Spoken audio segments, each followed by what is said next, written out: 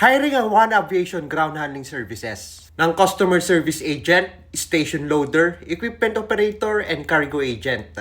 At ang kagandahan dito, iba't ibang station ang hiring. So kung interested ka, panoorin mo yung video para malaman mo paano mag-apply. And sa mga hindi pa nakakaalam, ang One Aviation Ground Handling Services, ito yung ground handling ng Cebu Pacific. Kaya ang maganda dito, meron kayong mga free flight or mga discounted tickets. So, hiring ng customer service agents sa Cagayan, Tagbilaran, General Santos, and Dumaguete. Para naman sa station loader, kailangan sa Bacolod, Dumaguete, Puerto Princesa, and Dipolog.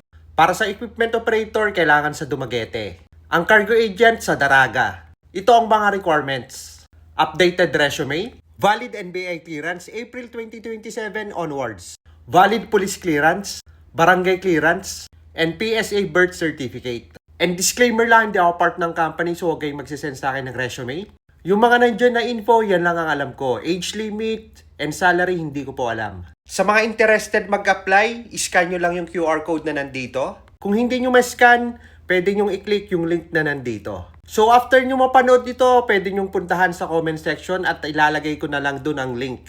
Sa interested mag-apply, good luck sa inyong lahat. And sabi nga ni Master Bay, dream big, sky's the limit.